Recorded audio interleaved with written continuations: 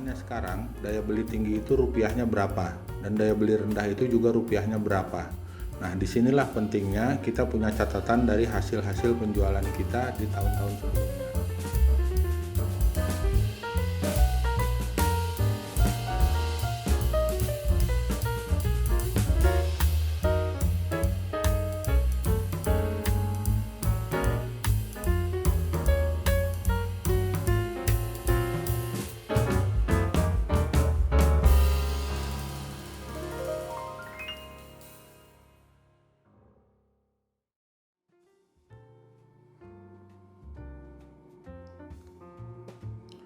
Assalamualaikum warahmatullahi wabarakatuh. Selamat siang teman-teman. Ketemu lagi dengan saya Iqbal dari channel Gembira Tani, channel yang membahas hal-hal seputar dunia pertanian, peternakan, dan perikanan.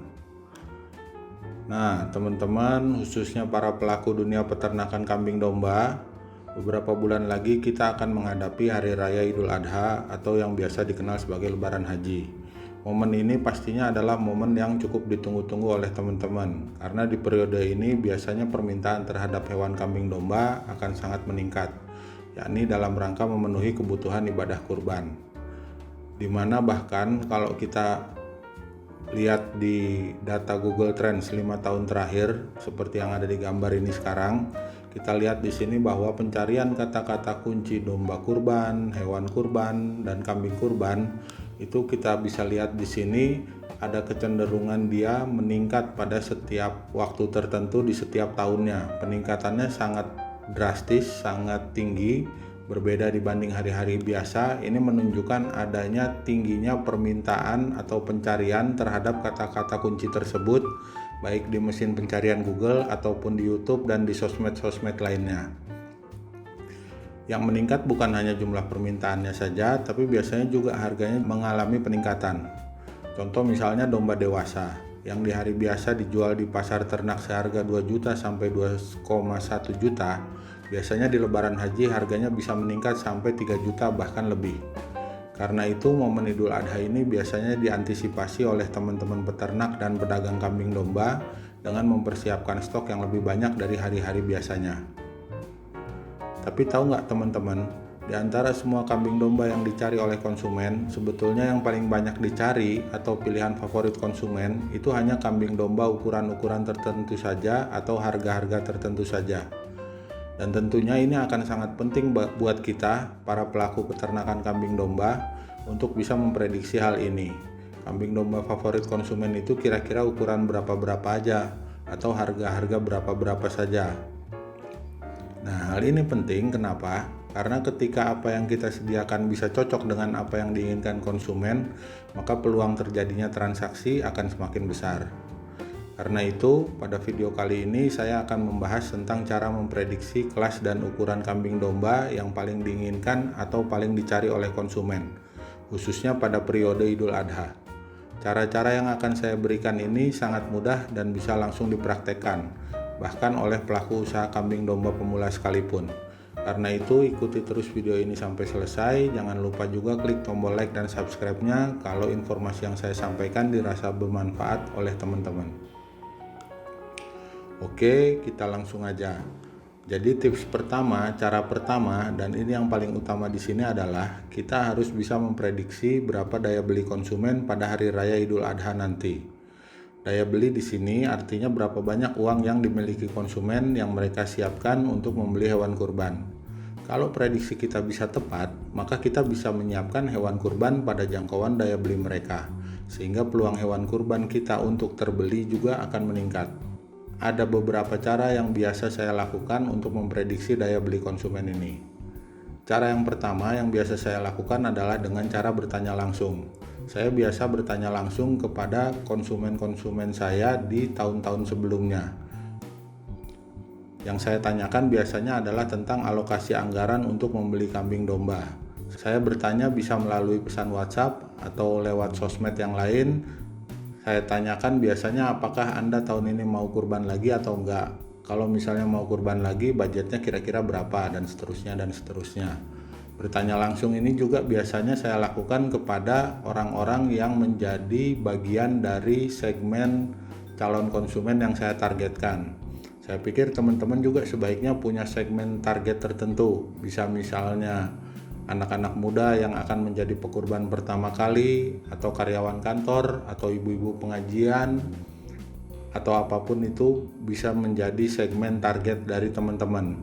Nah, dengan mentargetkan segmen tertentu, kita bisa mencari info. Biasanya segmen tertentu ini punya penghasilan berapa per bulannya dan berapa pengeluaran untuk biaya hidupnya, sehingga bisa ketemu kira-kira uang yang tersisa nanti yang bisa dipakai oleh mereka untuk kurban itu ada berapa. Ini sifatnya hanya untuk gambaran umum saja. Nah, yang kedua, cara yang penting, dan ini menurut saya yang paling penting adalah dengan melihat kalender. Pada tanggal berapa Lebaran Haji Idul Adha akan terjadi. Lebaran Haji memang pasti terjadi pada tanggal 10 bulan Zulhijjah menurut penanggalan Hijriyah. Tapi bertepatan dengan tanggal berapa ini di penanggalan Masehinya? Apa tanggal muda, tanggal tua, atau tanggal tengah? Hal ini penting karena sebagian calon konsumen kita bermata pencarian sebagai karyawan yang punya penghasilan tetap pada tanggal tertentu alias waktu gajian. Kalau Idul Adha jatuh pada tanggal muda, tentu daya beli calon konsumen kita akan tinggi. Sebaliknya, kalau Idul Adha jatuh pada tanggal tua, tentu daya beli calon konsumen kita sedang rendah. Hal ini tentu hanya berlaku secara umum aja. Pasti ada orang-orang yang sudah jauh hari menyiapkan tabungan untuk membeli hewan kurban. Tapi minimal prediksi ini bisa memberi gambaran kepada kita tentang daya beli sebagian besar calon konsumen kita. Sebagai informasi, bila teman-teman memperhatikan, dalam tabel ini saya tunjukkan bahwa antara Lebaran Haji dengan kalender Masehi, setiap tahunnya akan selalu terjadi pergeseran sekitar 11 hari. Dari rumus ini, sebetulnya bahkan kita sudah bisa memprediksi Lebaran Haji pada tahun tertentu, misalnya pada tahun ini, itu akan jatuh pada tanggal muda atau tanggal tua atau tanggal tengah. Contoh 2021, tanggal Lebaran Hajinya akan jatuh pada 20 Juli dan itu adalah kategori tanggal tua. Pertanyaannya sekarang, daya beli tinggi itu rupiahnya berapa? Dan daya beli rendah itu juga rupiahnya berapa? Nah, disinilah pentingnya kita punya catatan dari hasil-hasil penjualan kita di tahun-tahun sebelumnya. Kalau mungkin teman-teman belum punya catatan tahun sebelumnya karena baru mulai usaha kurban di tahun ini, berikut saya sajikan data pemasaran di Gembira Tani. Tabel ini menunjukkan jumlah hewan terbanyak yang kami jual setiap tahunnya. Warna kuning menunjukkan peringkat pertama, warna hijau menunjukkan peringkat kedua dan ketiga. Sedangkan angka di dalam kotak menunjukkan jumlah yang terjual di kelas harga tersebut. Dari sini bisa terlihat bahwa pada kategori tanggal muda, maka hewan yang dominan laku itu adalah pada harga 3 juta rupiah, disusul oleh hewan pada harga 2,8 juta dan hewan pada harga 3,3 juta. Sedangkan pada tanggal tengah, hewan yang dominan laku adalah pada harga 2,8 juta, disusul oleh hewan pada harga 2,5 juta dan harga 3 juta. Sedangkan pada tanggal tua, hewan yang dominan laku adalah pada kelas harga 2,5 juta disusul oleh kelas harga 2,3 juta dan 2,8 juta. Dari sini kita sebetulnya sudah semakin lengkap gambaran kita untuk merencanakan tahun ini mau jualan hewan kurban di harga berapa. Tentunya sekali lagi ini sifatnya hanya prediksi, sehingga hanya gambaran besar saja yang bisa saya berikan. Akurasinya pasti akan beda-beda di setiap kondisi teman-teman. Nah, setelah ketemu angka prediksi daya beli konsumen tadi, maka selanjutnya tugas kita adalah mengkonversi angka tersebut ke dalam kondisi hewan kurban yang disiapkan. Dalam hal ini ukuran dan beratnya. Jadi misal contoh tadi, kan di 2021 ini kita udah tahu daya beli konsumen itu paling banyak di angka 2,5 juta, disusul 2,3 juta dan 2,8 juta. Maka sekarang tugas kita adalah menentukan dengan harga segitu konsumen akan dapat hewan seukuran apa. Ini pastinya akan beragam. Gak semua teman-teman peternak dan pedagang kambing domba itu menentukan harganya dari berat. Ada juga yang dari penampilan dan itu sah-sah saja. Di sini saya berikan gambarannya aja. Kalau teman-teman mau menjual kambing domba berdasarkan berat, maka tinggal direncanakan saja dari angka prediksi daya beli konsumen tadi, berarti konsumen akan mendapatkan kambing domba yang berat berapa. Hal yang harus kita lakukan untuk mendapatkan prediksi berat kambing domba ini, yang pertama adalah kita penting untuk punya info tentang harga bakalan. Mengingat harga bakalan akan jadi titik awal kita menentukan harga selain biaya penggemukan dan biaya lain-lainnya. Harga bakalan ini bisa teman-teman dapat dari liputan-liputan pasar hewan yang banyak di YouTube. Termasuk di channel Gembira Tani juga disediakan secara berkala, khususnya untuk wilayah pasar hewan daerah Bogor bagian barat. Secara umum, harga bakalan ini cukup rendah di menjelang dan awal bulan puasa, lalu akan meningkat terus sampai menjelang Idul Adha. Tapi bila dibanding dengan tahun lalu, maka bisa saya katakan bahwa harga bakalan kambing domba untuk daerah Bogor mengalami peningkatan sekitar 100 atau 200 ribu rupiah per ekornya. Selanjutnya setelah harga bakalan dihitung, berikut juga komponen-komponen harga lainnya termasuk biaya budidaya, biaya dokter, biaya transport, dan lain-lain. Maka teman-teman akan ketemu harga akhir yang nantinya dari situ bisa ketahuan harga per kilonya dari si kambing domba yang akan kita jual ini berapa. Dari pengalaman saya, harga per kilo di bawah atau maksimal 100 ribu per kilo itu masih wajar. Tapi kalau di atas harga tersebut mungkin relatif dirasa mahal oleh konsumen. Contoh di Gembira Tani, kita menjual hewan kurban untuk tahun 2021 ini dengan rata-rata harga 95.000 per kilo. Di mana harga ini sebetulnya meningkat sekitar 5.000 per kilo atau sekitar 100.000 per ekor dibanding harga kami tahun lalu. Kenaikan harga ini sudah tidak bisa dihindari lagi karena memang harga kambing domba bakalannya juga mengalami kenaikan. Mudah-mudahan ini jadi harga yang terbaik yang masih bisa diterima oleh konsumen. Jadi saya rekap sedikit, di dua langkah awal tadi kita sudah ketemu prediksi angka rupiah dari daya beli konsumen. Lalu kita juga sudah ketemu kisaran ukuran kambing domba yang akan kita sajikan dengan harga segitu adalah di ukuran berapa. Maka langkah ketiga yang selanjutnya adalah membuat kalender kerja penggemukan dan rencana pemasaran. Yang mana kedua hal ini harus sesuai dengan hasil dari prediksi kita tadi. Contoh di sini misalkan Gembira Tani, kami membuat kalender kerja penggemukan untuk kambing domba kurban seperti pada gambar berikut ini. Jadi pertama-tama kami agendakan belanja kambing domba bakalan itu mulai dari bulan Februari sampai akhir April, di mana menurut kami pada waktu-waktu itulah harga bakalan kami anggap sebagai yang paling murah.